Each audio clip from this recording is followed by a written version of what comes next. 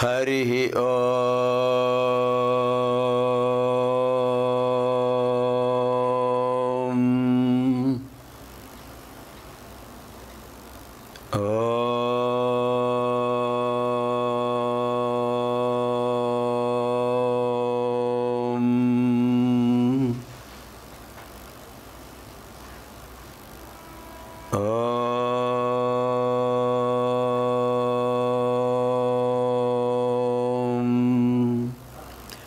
శ్రీ గురుభ్యో నమః.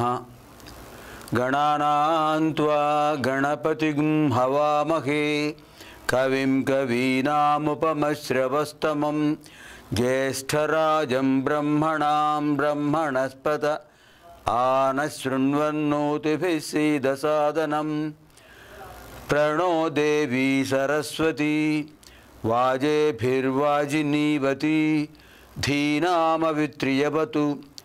ओम श्री महागणाधिपतये नमः. ओम श्री महासरस्वत्यै नमः. ओम श्री गुरुभ्यो नमः. हरि ओम. ओम प्रसार माध्यम द्वारा प्रसारीभूत भारतीय संस्कृतेः अंतर्भागः ऋग्वेद अध्ययन कार्यक्रमः इदानीम् एतद् भानुवासरे प्रारभ्यते. ఏసిటీ వారి ఓం ప్రసార ద్వారా భారతీయ సంస్కృతిలో అంతర్భాగమైన ఋగ్వేద అధ్యయన కార్యక్రమం ఈ ఆదివారం ప్రారంభమవుతోంది. శక్తిత్రయీ వేదమాత సర్వదైవ స్వరూపిణి. శక్తిత్రయీ వేదమాత సర్వదైవ స్వరూపిణి సత్యధర్మస్వరూపా చ పాతు నః సర్వదా శుభా. ఓంకారం బిందు సంయుక్తం నిత్యం ధ్యాయంతి యోగినః కామదం మోక్షదం చైవ ఓంకారాయ నమో నమః. గత భానువాసరే మంత్రద్రష్ట వశిష్ఠస్య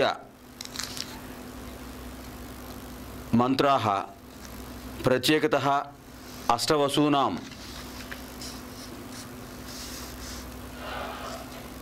ధ్రువः ధర్మः ఏతత్ అష్టవసుగుణ స్థిత ద్వయోః విశేషాణి విదితాని.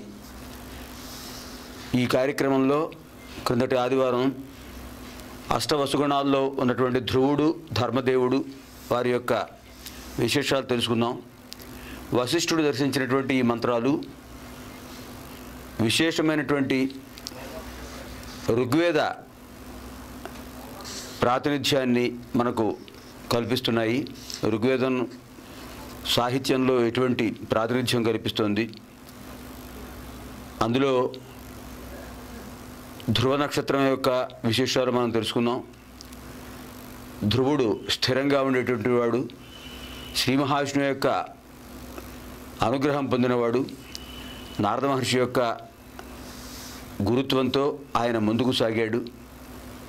తన పరిపాలన పూర్తయిన తర్వాత పాంచభౌతిక దేహాన్ని విడిచిపెట్టిన తర్వాత ఆయన ధ్రువమండలానికి అధిపతి అయ్యాడు.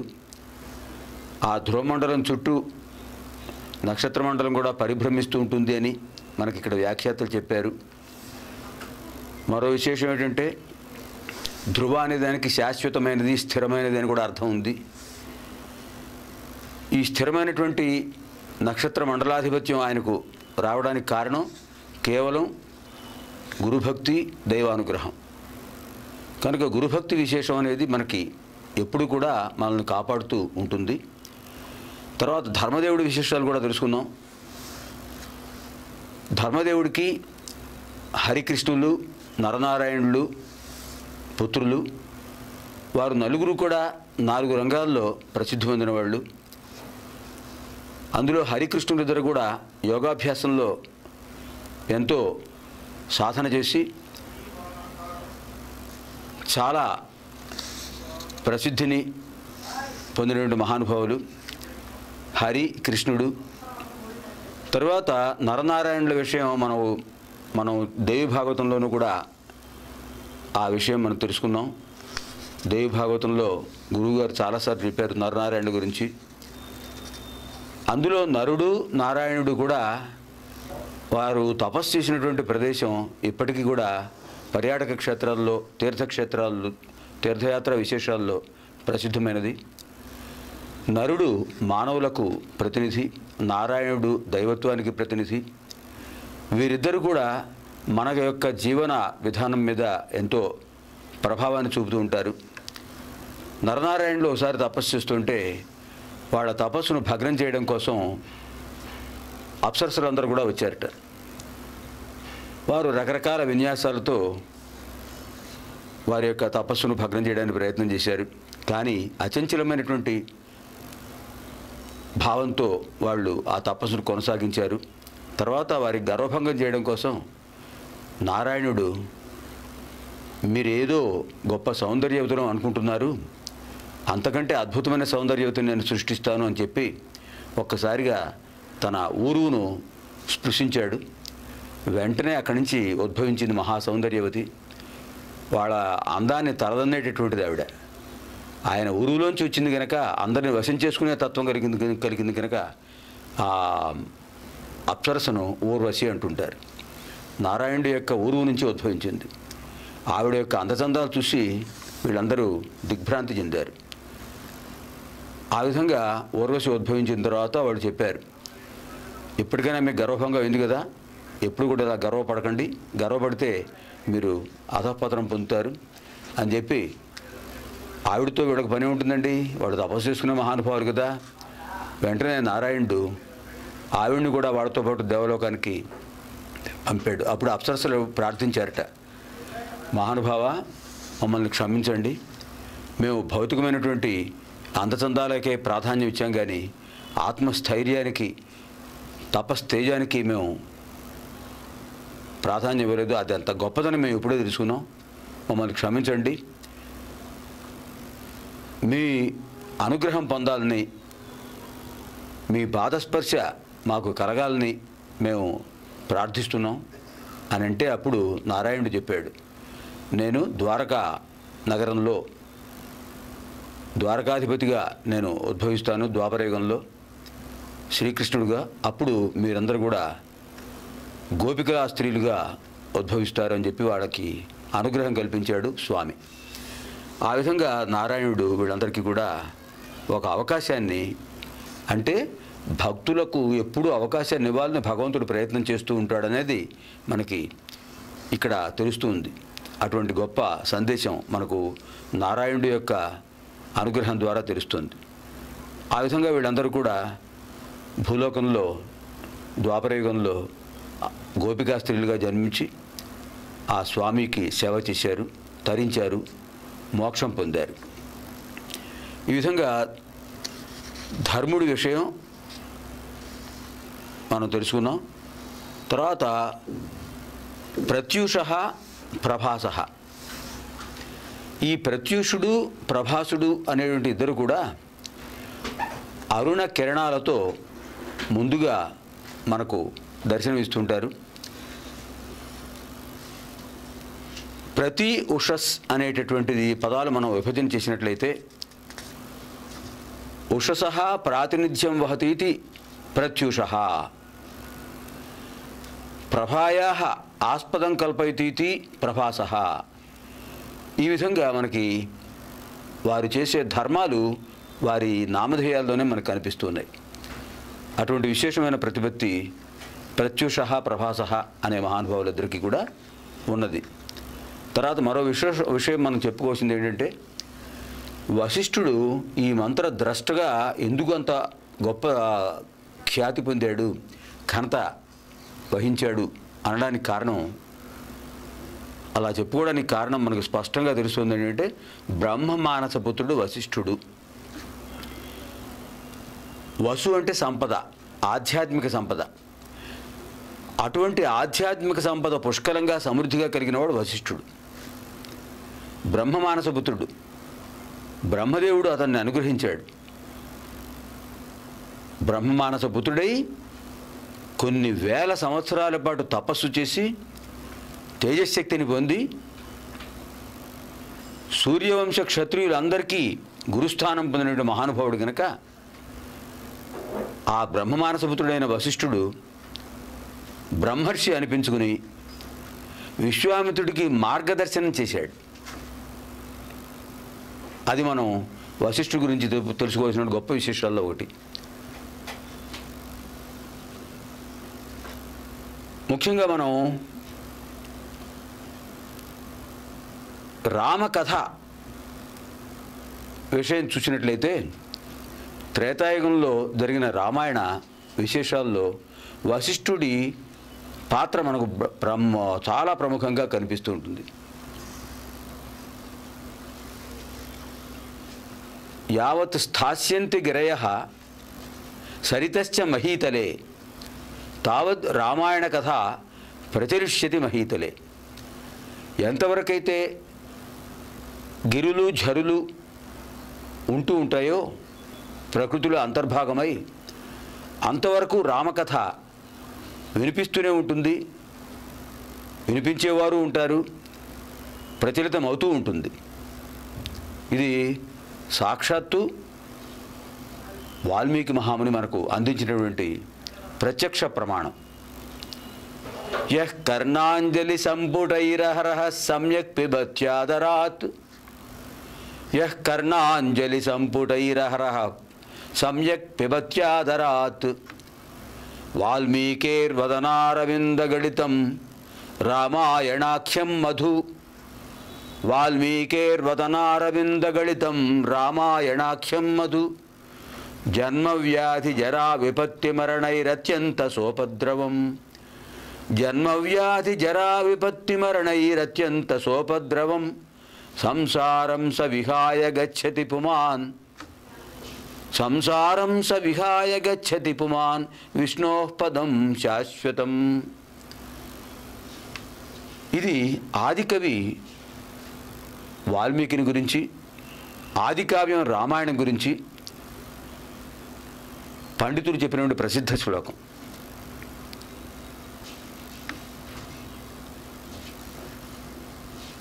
రామస్య అయనం రామాయణం. అయనం అంటే చరిత్ర, గమనము, రెండు అర్థాలు ఉన్నాయండి మనకి. సూర్యస్య గమనం ఉత్తర దిగ్భాగే ప్రచలతీతి ఉత్తరాయణం. సూర్యస్య గమనం దక్షిణ భాగే ప్రచలతీతి దక్షిణాయనం. అన్నప్పుడు ఉత్తర అయనం, దక్షిణ అయనం అది మార్గం. అది సంస్కృత భాష వైశిష్ట్యం. ఒక పదానికి నానార్థాలు ఉంటాయి. అలాగే ఒకే అర్థాన్ని తెలిపేటటువంటి విభిన్న పదాలను పర్యాయ పదాలు అంటారు. ఇందువల్ల భాషాజాలం అనంతం అవుతూ ఉంటుంది. అయన అనేదానికి మార్గము, చరిత్ర, స్థానము ఇన్ని పదాలు ఉన్నాయి. నారస్య అయనం నారాయణం. నారస్య అయనం యస్య అస్తితి నారాయణ. జ్ఞానమునకు స్థానమైన వాడు నారాయణుడు. అక్కడ స్థానము అయనం అనేదానికి. ఇన్ని విశేషార్థాలు మనకు కనిపిస్తుంటాయి. అయన అనే పదానికి స్థానము అని అర్థం చెప్పాలంటే నారస్య అయన నారాయణ. బ్రహ్మజ్ఞానానికి స్థానం, నివాసమైన వాడు నారాయణ. అక్కడ నివాసము, స్థానము అని అర్థం. ఉత్తర దిగ్భాగే సూర్యస్య గమనం అస్తి ఉత్తరాయణం. అక్కడ ఏమైంది? మార్గము. ఉత్తర దిగ్భాగంలో సూర్యుడి యొక్క గమనం కనిపిస్తూ ఉంది కనుక ఉత్తరాయణ అని అక్కడ మనకి మార్గం అనే అర్థంలో ఆ పదం ప్రాచుర్యం పొందింది. అలాగే ఇక్కడ ఏమైంది? రామస్య అయనం రామాయణం. రాముని యొక్క చరిత్ర. అయనం అంటే చరిత్ర అని ఇక్కడ చెప్పుకోవాలి. అలాగే రామాయణానికి మరో పేరు కూడా చెప్పారు ఆయన వాల్మీకి మహర్షి, మహానుభావుడు. సీతాయాశ్చరితం మహత్ అని చెప్పాడు ఆయన. సీతాయాశ్చరితం మహత్. సీతాదేవి యొక్క చరిత్రయే. రామస్యయనం సీతాయాశ్చరితం. ఒక భార్య భర్తను ఏ విధంగా అనుసరిస్తూ ఉంటుందో, ఎలా ఉండాలో చెప్పినటువంటి పాత్ర వైశిష్ట్యం వాల్మీకి అక్కడ మనకు తెలియజేశాడు. అది సీతాయాశ్చరితం మహత్. అందుకనే ఏం చెప్పారు? యః కర్ణాంజలి సంపుటైరహరః సమ్యక్ పిబత్యాతరాత్. యః కర్ణాంజలి సంపుటై అహరహ ఆదరాత్ సమ్యక్ పిబతి. ఇది మనకు ఆ పదానికి అన్వయక్రమం. యహ ఎవడైతే, ఏ వ్యక్తి అయితే కర్ణాంజలి సంపుటై, కర్ణ అంజలి సంపుటై, చెవులు అనేటటువంటి దొప్పలతో, దోసిళ్లతో, అంజలి సంపుటం అంటే దోసిలి, సంపుటి అంటే అలా పెట్టుకోవటం. మనం తీర్థం తీసుకుంటాం, తీర్థం తీసుకునేటప్పుడు సంపుటీకరణం చేస్తాం. ఇలా అంటే ఆ తీర్థం ఇక్కడ నిలవడానికి ఇలా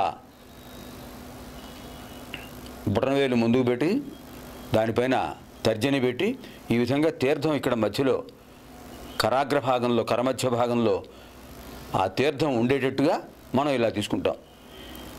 దీన్ని సంపుటి అంటారు, కరమధ్య సంపుటి. ఇక్కడేం చెప్పారు? కర్ణాంజలి సంపుటై, కర్ణ అంజలి సంపుటై. అంజలి నమస్కారం, రెండు దోషుళ్ళు కలిపి ఇలా పెడితే దీన్ని అంజలి అంటారు. అంజలి సంపుటం ఇది. ఈ అంజలి సంపుటం అలాంటిది, కర్ణములే అలా ఉన్నాయి అంటే వీణుల విందుగా వినటం అనేది దాని అర్థం.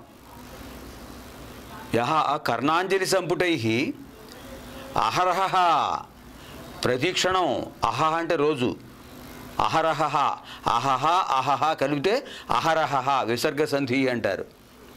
సంస్కృత విద్యార్థులు గమనించాల్సిన విషయం. అహహ అహహ అహరహ ప్రతిరోజు, ప్రతిక్షణం, ఎల్లవేళలా, సదా, నిత్యం.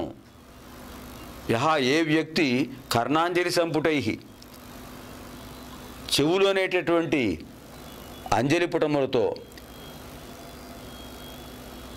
ఆదరాత్ ఎంతో భక్తితో సమ్యక్ పిబతి బాగుగా స్వీకరిస్తాడో. ఏం స్వీకరిస్తాడు? తర్వాత రెండో పాదంలో చెప్తున్నారు. వాల్మీకేర్వదనారవిందగళితం రామాయణాఖ్యం మధు. ఆ వాల్మీకి మహాముని యొక్క వదన అరవింద గళితం, వదనము అనేది అరవిందము నుండి వచ్చినటువంటిది, ముఖారవిందము నుండి వచ్చినటువంటిది. రామాయణ ఆఖ్యం మధు, రామాయణం అనే ప్రసిద్ధి పొందినటువంటి మకరందం, రామాయణ మకరందం. వాల్మీకి మహాముని అందించినటువంటి ఆ రామాయణ మకరందాన్ని ఏ వ్యక్తి అయితే వీణుల విందుగా చెవులు అనేటటువంటి దోషుళ్లతో సమృద్ధిగా స్వీకరిస్తాడో అలాంటి వ్యక్తికి ఏం జరుగుతుంది? మూడో పాదంలో చెప్పారు. జన్మ వ్యాధి జరా విపత్తి మరణైరత్యంత సోపద్రవం. మనకు కొన్ని దుఃఖాలు ఉన్నాయి, మనల్ని అంటి పెట్టుకుని తిరుగుతూ ఉంటాయి. అవి జన్మ దుఃఖం, వ్యాధి దుఃఖం, జరా దుఃఖం, విపత్తి దుఃఖం. జన్మ వ్యాధి జరా విపత్తి మరణ, చివరిది మరణ దుఃఖం. 5 ఉన్నాయి. జన్మ వ్యాధి జరా విపత్తి మరణ, 5 దుఃఖాలు వస్తున్నాయండి. పుట్టుకయే దుఃఖం, ఏడుస్తూ పుడుతున్నాడు. బాలారిష్టాలు ఉంటాయి. శిశువుకి పుట్టినప్పటి నుంచి కూడా ఎన్నో రకాల బాధలు కలుగుతుంటాయి. దినదిన గండంగా ఉంటుంటుంది కొంతమంది పిల్లల పరిస్థితి, వారి యొక్క జాతక స్థితిని బట్టి, గోచార స్థితిని బట్టి. అది వ్యాధి దుఃఖం. జన్మ దుఃఖం, వ్యాధి దుఃఖం రెండోది. జరా ముసలితనం, జరా దుఃఖం. ఆ జరా అనేటటువంటి దుఃఖం కూడా వస్తుంది. వార్ధక్యం అదే కదండి. వార్ధక్యంలో శరీరం శిథిలమవుతూ ఏ మాట మాట్లాడడానికి అవకాశం ఉండదు, మాట్లాడే మాట స్పష్టంగా వినిపించదు, వాళ్ళు చెప్పే మాట అర్థం కాదు సరిగ్గా, ఏదో మాట్లాడాలని ప్రయత్నించడం, మాటలు తడబడటం, సరిగ్గా వినలేకపోవటం, చూపు మందగించడం, వినికిడి మందగించటం, గాత్రాన్ని శిథిలాయంతే, అవయవాలు శిథిలమైపోతూ ఉంటాయి. అటువంటి స్థితిలో వార్ధక్యం దుఃఖ కారణమే. కనుక జన్మ దుఃఖం, వ్యాధి దుఃఖం, జరా దుఃఖం, ముసలితనం, విపత్తి, ఇది కాకుండా మళ్ళీ సమస్యలు వస్తుంటాయి, ఏవో రకరకాల ఆపదలు వస్తుంటాయి, అవి దుఃఖాన్ని కలిగిస్తాయి. అది విపద్దుఃఖాలు.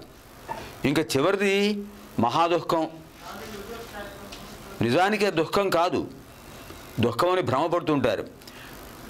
అది మరణ దుఃఖం. జన్మ వ్యాధి జరా విపత్తి మరణై, ఈ పంచ దుఃఖాలు మానవుణ్ణి ఆవరిస్తూనే ఉంటాయి. మరణ దుఃఖం, ఆ మరణ దుఃఖం అంటే ఆ వ్యక్తి వెళ్ళిపోతూ ఉంటే బంధువులు ఆప్తులు బాధపడుతూ ఉంటారు, అయ్యో వెళ్ళిపోయాడు మనం విడిచిపెట్టి అని. అలాగే ఆ జీవాత్మ అన్నేళ్ల పాటు ఆ ఉపాధిలో ఉండి ఉండి నేను ఈ శరీరాన్నే అని భ్రమించి ఇంకా శరీరాన్ని విడిచిపెట్టి వెళ్ళలేక పడే బాధ మరణ బాధ. ఇలాంటివి ఉండవని చెప్తున్నాడు ఇక్కడ వాల్మీకి మహాముని. జన్మ వ్యాధి జరా విపత్తి మరణై అత్యంత సోపద్రవం. ఈ పంచదుఃఖాలతో అత్యంత భయంకరంగా తయారవుతుంది మానవుడి పరిస్థితి, ఆ వ్యక్తి పరిస్థితి. కానీ ఈ దుఃఖాలన్నీ పోగొట్టుకుని, ఈ దుఃఖాలకు నాతో సంబంధం లేదు, ఇది పరమాత్మ నుంచి వచ్చిన జీవాత్మ, ఈ జీవాత్మ తాత్కాలికంగా ఉంటుంది ఈ శరీరంలో, ఈ బాధలకి ఈ దుఃఖాలకి ఈ శరీరానికి సంబంధం లేదు, ఇది మళ్ళీ జీవాత్మ పరమాత్మలో లయమవుతుంది అనేటటువంటి జ్ఞానాన్ని, ఆత్మజ్ఞానాన్ని ఇవ్వగలిగేది రామాయణం. అది ఇక్కడ చెప్పింది. జన్మ వ్యాధి జరా విపత్తి మరణై అత్యంత సోపద్రవం. అటువంటి సంసారం సవిహాయ గచ్చతి పుమాన్ విష్ణోపదం శాశ్వతం. అటువంటి ప్రపంచాన్ని విడిచిపెట్టి సంసారం సహా విహాయ, సహా ఆ వ్యక్తి శ్లోకంలో మొదట్లో యః కర్ణాంజలి సంపుటైరహరః సమ్యక్ పిబత్యాదరాత్, అక్కడ యహా చెప్పారు. యహా ఎవడైతే, ఏ వ్యక్తి అయితే రామాయణ మధువును స్వీకరిస్తాడో, రామాయణ మకరందాన్ని స్వీకరిస్తాడో, సహా ఆ వ్యక్తి జన్మ వ్యాధి జరా విపత్తి మరణైరత్యంత సోపద్రవం, పంచదుఃఖాలతో ఉన్నటువంటి ఈ సంసారాన్ని విహాయ విడిచిపెట్టి గచ్చతి పుమాన్, ఆ వ్యక్తి వెడతాడు. పాంచభౌతిక శరీరాన్ని విడిచిపెట్టి ఎక్కడికి వెడతాడండి? విష్ణోపదం శాశ్వతం, శాశ్వతమైనటువంటి ఆ వైష్ణవ లోకానికి, వైకుంఠానికి చేరతాడు. అటువంటిది రామకథా శ్రవణం. యః కర్ణాంజలి సంపుటైరహరః సమ్యక్ పిబత్యాదరాత్ వాల్మీకేర్వదనారవిందగళితం రామాయణాఖ్యం మధు జన్మవ్యాధి జరా విపత్తి మరణైరత్యంత సోపద్రవం సంసారం సవిహాయ గచ్చతి పుమాన్ విష్ణోపదం శాశ్వతం. అటువంటి రామాయణ కథను మనకు అందించిన వాల్మీకి మార్గనిర్దేశం చేసినవాడు వశిష్ఠుడండి. ఋగ్వేదంలో దాదాపుగా 9వ మండలంలో ఉన్న మంత్రాలు చాలా వరకు వశిష్ఠుడు దర్శించినవే, ఆయన ధర్మపత్ని అరుంధతి దేవి దర్శించినవే. మునిపత్నులు, మునులు మంత్రాలను దర్శించినవారు. మహిళలకు మంత్రాలు చదివే అధికారం లేదు అనేది మధ్యకాలంలో వచ్చింది, అది మనం బాగా గమనించాలి. ఒకప్పుడు గురుకులాలు నిర్వహించిన వాళ్ళు మహిళలు, ఆ మునిపత్నులు. వశిష్ఠుడి భార్య అరుంధతి దేవి ఆయన లేనప్పుడు గురుకులాశ్రమాన్ని నిర్వహించేది. శిష్యులకు వేద పాఠాలు చెప్పేది ఆవిడ, ఆ అరుంధతి దేవి పుణ్యాత్మురాలు. కర్దమ ప్రజాపతి, దేవహూతి అనే పుణ్యదంపతుల కుమార్తె, తపస్సంపన్నురాలు అరుంధతి దేవి. శిష్యులకు వేద పాఠాలు, యాజనాలు, యజ్ఞం చేసేది ఆవిడ, యజ్ఞం చేయించేది. అంతకంటే ఏం కావాలి? ఒక అపప్రథ, మహిళలు మంత్రాలు చదవడానికి అర్హత లేదనేది అపప్రథ మధ్యకాలంలో వచ్చింది. లేదు అది. పురాకల్పేతు నారీణాం యజనం యాజనం తథా గాయత్రీ వాచనం చైవ, ఇవన్నీ కూడా చెప్పారు. ఇది శాస్త్రవచనం. పురాకల్పం అనే ఆ కల్పసూత్రంలో చెప్పారు. మహిళలకు గాయత్రీ మంత్రాన్ని పఠించే హక్కుంది, యజ్ఞాలు చేయించే హక్కుంది, అధికారం ఉంది, మంత్రద్రష్టలు వాళ్ళు అని చెప్పడానికి ఇంతకంటే ఏం కావాలి? అరుంధతీదేవి దర్శించిన మంత్రాలు రాబట్టి ఆ కార్యక్రమంలో రేపు వచ్చే ఆదివారం తప్పకుండా ఆ అమ్మవారు, ఆ అరుంధతీదేవి మహాత్మురాలు, ఆవిడ దర్శించిన మంత్రాలు కొన్ని మనం పరిశీలిద్దాం. ఆగామి భానువాసరే పునర్మిలామః. తావత్పర్యంతం సర్వేభ్యః శుభం భవతు.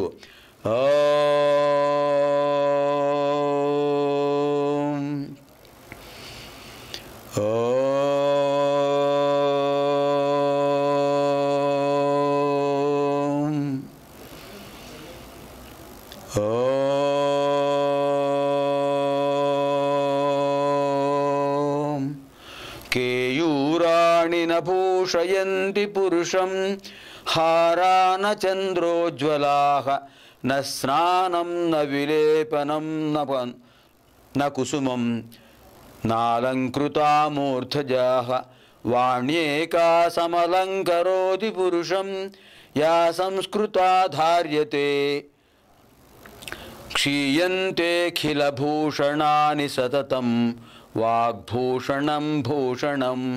సహనావవతు సహనౌ భునక్తు సహ వీర్యం కరవావహై తేజస్వినావధీతమస్తు మా విద్విషావహై. ఓం శాంతి శాంతి శాంతి. స్వస్తి ప్రజాభ్యః పరిపాలయంతాం న్యాయేన మార్గేణ మహీం మహీషాః. గోబ్రాహ్మణేభ్యః శుభమస్తు నిత్యం. లోకాః సమస్తాః సుఖినో భవంతు. అసతో మా సద్గమయ తమసో మా జ్యోతిర్గమయ మృత్యోర్మా అమృతం గమయ. ఓం శాంతి శాంతి శాంతి. స్వస్తి.